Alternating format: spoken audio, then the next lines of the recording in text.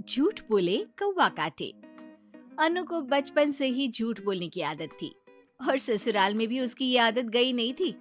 वो अब भी अपने फायदे के लिए झूठ बोलने से नहीं कतराती। एक दिन अनु अपनी सास से जाकर ननद की शिकायत करती है। सासू माँ, बीना दीदी ने मेरी साड़ी खराब कर दी, उस पे दूध गिरा दिया, मेरा बहुत नुकसान हो गया। अरे क्यों बीना, मैंने तुझे यही संस्कार दिए हैं क्या? माफी मांग अपनी भाभी से। भाभी, मैंने आपकी साड़ी पर दूध नहीं गिराया है। मैं दूध लेकर जा रही थी और आपने मेरी टांग में टांग अड़ा दी थी, तो मैं दूध लेकर साड़ी पर गिर गई।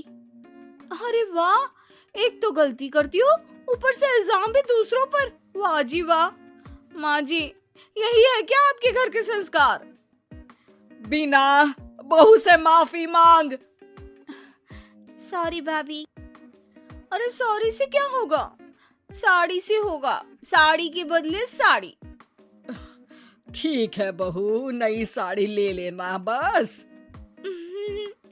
थैंक यू माँ जी, आप ना बहुत अच्छी हो। माँ, भाभी की साड़ी पुरानी हो चुकी थी, उनको नई साड़ी चाहिए थी, इसलिए उन्होंने ये ड्रामा किया, आपको पागल बना दिया माँ। अरे बीना, एक तो गलती करती है, बहू की साड़ी खराब कर दी, ऊपर से बहू की पीठ के पीछे उसकी बुराई कर रही है। मुझे तो भरोसा ही नहीं होता कि तू मेरी बेटी है। देखना माँ, जिस दिन आपको भाभी का सच पता चलेगा ना, पछताओगी बहुत। अरे तू कुछ भी बोलेगी और मान लूं मैं, हैं? आज तो तुझे तेरे किए की सजा मिलेगी। बहू, आज तू आराम कर और बीना करेगी अब से पूरे घर का काम। यहाँ नाक कटवा रही है तो ससुराल जाके पता नहीं क्या करेगी। ठीक है माँ जी, मैं मुंह हाथ धो लेती हूँ, फिर आराम करूंगी। रो रो के पूरा मेकअप खराब हो गया। बीना जल्दी से वहाँ से चली जाती है और बहू के कमरे में उसकी अलमारी में जाके बैठ जाती है ताकि उसे पता चले कि भाभी अपने कमरे में करेगी क्या।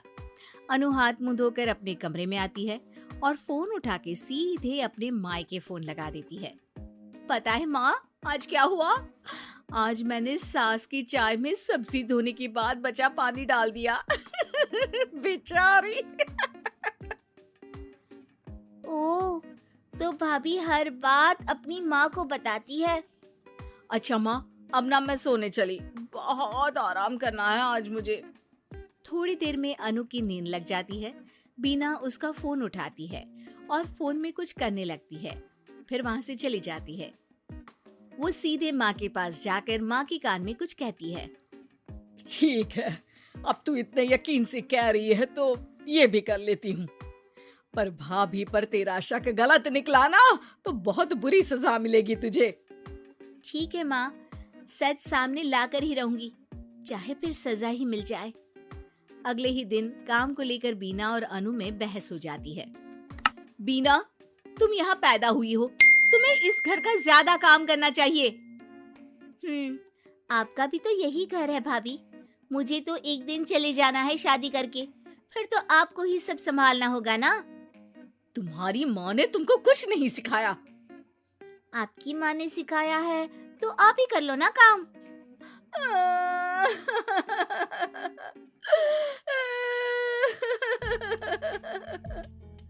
अरे रो क्यों रही हो? भाभी चुप हो जाओ, मैं कर लूंगी सारे काम। मैं आपके आगे हाथ जोड़ती हूँ, पाँव पड़ती हूँ, प्लीज चुप हो जाओ भाभी। बीना अनु भाभी को चुप कराने के लिए उसके पाँव छू रही होती है। तभी अनु की रोती आवाज सुन के सास वहाँ आ जाती है। क्या हो रहा है यहाँ? माँ, बिना कुछ बताए इसके पहले ही अनु बोल पड़ती है।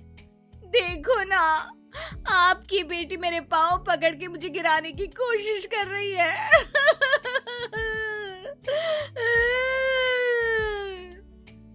अरे भाभी, ये क्या बोल रही हो? अरे चुप कर बीना, तूने तो बहू के सामने मेरी नाक ही कटवा दी। इसके मायके वालों को जब ये बात पता चलेगी तो क्या होगा? पर भाभी झूठ बोल रही है माँ। मैंने भी देखा, तू उसके पांव पकड़ रही थी। वो तो मैं पाँव पड़ रही थी ताकि भाभी चुप हो जाए। तू ना आज किचन में सोएगी और खाना भी नहीं मिलेगा तुझे। बहुत बदतमीज हो गई है। अनु को लग रहा था कि उसका झूठ सफल रहा, लेकिन बीना का प्लान काफी हद तक आगे बढ़ रहा था। जैसे बीना ने सोचा था, अनु ने अपनी माँ को कॉल किया, लेकिन बीना ने उस दिन अनु के फोन से अपनी माँ का नंबर उसकी माँ के नाम से सेव कर दिया था। बस फोन चालू होते ही अनु ने सच उगलना शुरू कर दिया। वो बेचारी तो मेरे पाँव छू रही थी, लेकिन मैंने बोल दिया कि पाँव पकड़ के गिरा रही है और मेरी बेवकूफ सास मान भी गई। हाँ, सास तेरी बेवकूफ तो है जो तेरी बातों में आती रही। माँ जी, आप वहाँ इतनी जल्दी मेरे मायके कैसे पहुँच गई? बीना और सास अनु के कमरे में आके उसे अपना प्लान बता देती हैं कि कैसे उन्होंने बीना के झूठ को पकड़ लिया।